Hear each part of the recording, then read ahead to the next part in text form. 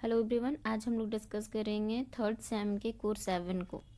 History honours के course 7 का ये पेपर है जो कि रिसेंटली एग्ज़ाम जो हुआ है 2020 में, उसी में ये क्वेश्चंस आए हैं।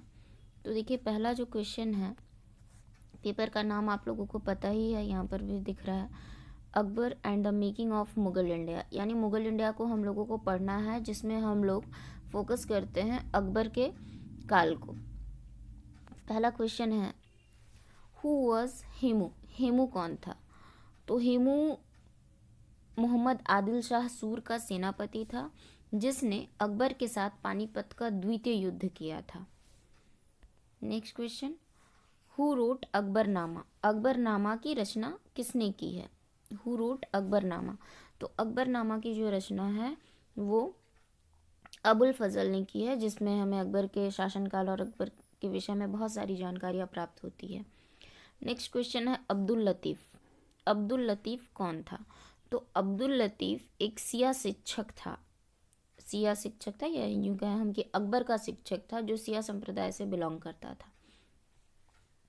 नेक्स्ट, हु वॉज बिहारी मल। बिहारी मल जो टर्म है यहाँ पे वो यूज़ हुआ है आपका, भारमल भी यूज़ होता है, भारमल भी कहा जाता है बिहारी मल को, भारमल। कौन था ये? कछवाहा शासक था, जिसने अपनी पुत्री का विवाह अकबर के साथ कर दिया था। जैसे जोधा अकबर के बारे में हम लोग बहुत बार सुने होते हैं, तो इसकी जो बेटी थी उसे ही जोधा नाम से दिखाया गया है इतिहास में कई जगहों पर। तो बिहारी मल एक कछवाहा शासक था, जिसने अपनी पुत्री का विवाह अकबर के साथ किया था। नेक्स्ट क्वेश्चन है, name the Jesuit priest who came to Akbar's court. Akbar के शासनकाल में बहुत सारे मिशनरी आए थे, जिसमें से एक जेसुइट भी थे। तो अकबर के दरबार में आने वाला जो जेसुइट पुजारी था, वो उसका नाम था फादर एका बेवा। यस, इस तरह से एका बेवा। ठीक है। नेक्स्ट क्वेश्चन है, which Jain saint stayed at Akbar's court. Akbar के दरबार में रहने वाला कौन सा जैन संत था? तो दो थे मुख्यतः, एक थे हरिविजय सूरी और दूसरे थे जीन चंद्र सूरी। कभी कभी क्वेश्चन ये भी रहता है, चूँकि ये यहाँ पूछा नहीं गया है लेकिन फिर भी इसको बता दे रहे। हरिविजय सूरी को उसने कौन सी उपाधि दी थी, और जीन चंद्र सूरी को उसने कौन सी उपाधि दी थी? तो हरविजय सूरी को उसने जगत गुरु की उपाधि दी थी, और जो जीन चंद्र सूरी थे उसे युग प्रधान की उपाधि दी गई थी। जी नंबर क्वेश्चन पर आते हैं, हु वॉज फैजी। फैजी कौन था? तो ये अकबर का दरबारी कवि था। अबुल फजल और फैजी दोनों भाई हैं। फैजी अकबर का दरबारी कवि था। एच नंबर क्वेश्चन है, हु वर नोन एज करोड़ी। करोड़ी नाम से या करोड़ी कौन थे, या करोड़ी के नाम से किन्हें जाना जाता था? तो ये राजस्व व्यवस्था से जुड़ा हुआ है। दहशाला बंदोबस्त में राजस्व वसूली के लिए करोड़ी नामक अधिकारी की नियुक्ति की गई थी, जिसके लिए तय कर दिया गया था करोड़ रुपए तक का कर वसूली का। तो ये करोड़ी थे। आई नंबर क्वेश्चन है, in which year did Akbar declare the Mazharnama. मजहरनामा की घोषणा अकबर ने कब किया? तो 1579 में उसने मजहरनामा की घोषणा किया। ये धर्म से जुड़ा हुआ एक घोषणा था। नेक्स्ट क्वेश्चन है, in which year did Akbar, अच्छा ये हो गया। J number question, which was the last conquest of emperor Akbar. Akbar का अंतिम विजय अभियान के बारे में यहाँ पे पूछा गया है। तो बहुत सारे विजय अभियान उसने किए थे। अंतिम जो था उसका आसिरगढ़ का विजय अभियान था, वो 1621 में हुआ था। 2 मार्क्स वाले क्वेश्चन पर आते हैं, हु वॉज बैरम खान। बैरम खान जो थे कौन थे? तो बैरम खान अकबर का संरक्षक था। उसी ने अकबर का राज्याभिषेक भी करवाया था, और मुख्य रूप से अकबर के 1556 ईस्वी में गद्दी पे बैठने के बाद 4 साल तक इसी का शासन में प्रभुत्व था। 1556 से 1560 तक बैरम खान ने शासनभार संभाला था। Next question, b number, when and in between whom was the second battle of Panipat was fought. Panipat का जो युद्ध था, द्वितीय पानीपत का युद्ध, वो कब और किसके बीच लड़ा गया? तो ये लड़ा गया था 1556 ईस्वी में। अगर डेट लिखना चाहे तो 5 नवंबर 1556 ईस्वी में, और अकबर और हेमू के बीच लड़ा गया था, जिसमें अकबर विजयी रहा।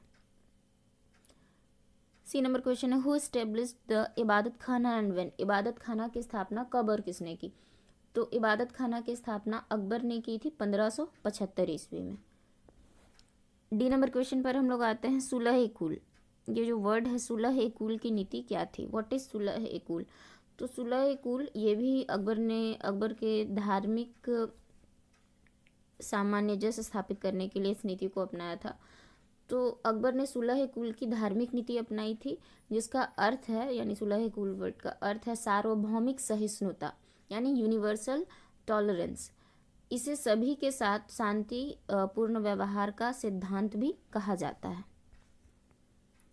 ई नंबर क्वेश्चन पर आते हैं, right the names of 2 famous painters of Akbar's court. Akbar के दरबार में प्रमुख 2 दरबारी चित्रकार के नाम लिखना है। तो बहुत सारे थे, जिनमें मीर सैयद अली है, अब्दुस समद है, फारूक बेग है, दसवंत है। इसमें से किसी भी 2 का नाम लिख दीजिए। नेक्स्ट क्वेश्चन है, जैमल और पत्ता के बारे में पूछा गया है। एफ नंबर क्वेश्चन में, हु वर जैमल एंड पत्ता? तो ये जो 2 है, ये नाम है जैमल और पत्ता। जैमल और पत्ता कौन थे?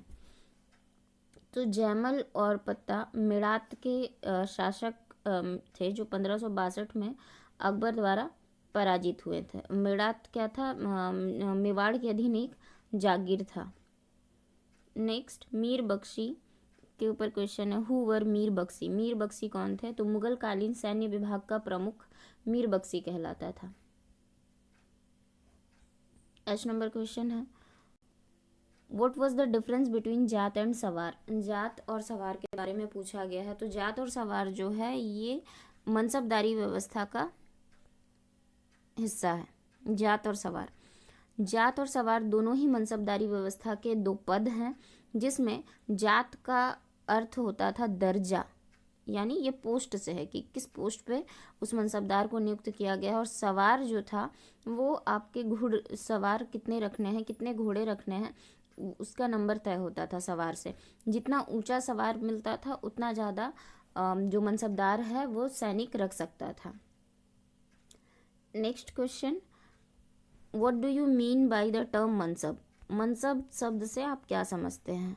तो मनसब शब्द का अर्थ होता है पद। मनसब शब्द फारसी भाषा का एक शब्द है, जिसका अर्थ होता है पद।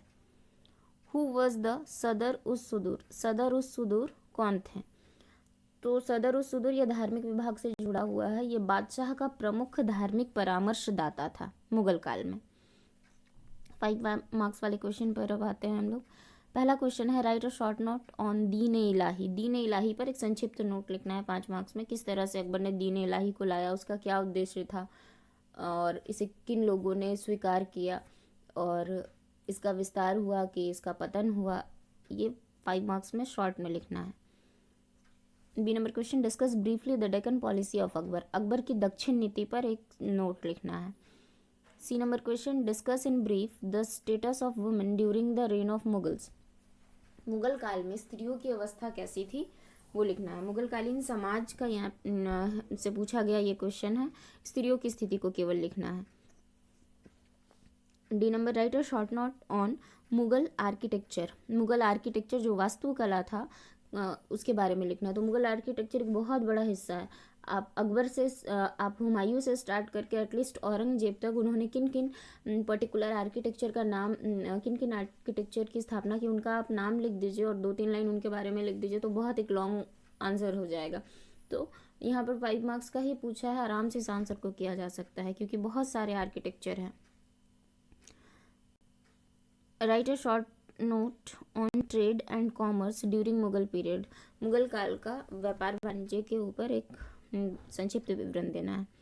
एफ नंबर क्वेश्चन है, right a short note on Mughal paintings. Mughal paintings, यहाँ सिर्फ अकबर के काल का पेंटिंग नहीं पूछा है, मुगल पेंटिंग्स। तो मुगल पेंटिंग्स में जो सबसे ज़्यादा विकसित पेंटिंग हुआ था, वो जहांगीर के काल में हुआ था। तो उसको अच्छे से, और साथ में बाबर से स्टार्ट करिए, बाबर से लेकर औरंगजेब तक मुगल पेंटिंग्स के बारे में लिखना होगा, जिसमें जहांगीर के काल में थोड़ा सा ज़्यादा फोकस करना होगा। 4 नंबर पे आ जाते हैं हम लोग। पहला क्वेश्चन है, do you consider that Akbar was the real founder of Mughal empire? क्या आप इस मत से सहमत हैं या क्या आप ये मानते हैं कि मुगल साम्राज्य का वास्तविक संस्थापक अकबर था? इसका विश्लेषण करना है। अगर हाँ तो क्यों, नहीं तो क्यों, वो आपको अपना यहाँ पर मत देना है। B number question, to what extent was the Rajput policy of Akbar dictated by political expediency? किस तरह से जो अकबर ने राजपूत नीति अपनाया था वो राजनीतिक उद्देश्य से भरा हुआ था, यानी उसके राजनीतिक कारण थे उसे अपनाने में। किस हद तक इस मत से आप सहमत है या कहाँ तक उसकी राजनीतिक नीति थी राजपूत पॉलिसी को अपनाने में, वो लिखना है यहाँ पर। Next question, discuss the main feature of मनसबदारी system introduced by Akbar? Akbar के द्वारा जो मनसबदारी व्यवस्था अपनाई गई थी, यहाँ पर जो लागू किया गया था, उसके मुख्य विशेषताओं को लिखना है। तो ये कंप्लीट हो गया पेपर। अब नेक्स्ट वीडियो में हम लोग नेक्स्ट टॉपिक को देखेंगे। अभी के लिए इतना ही।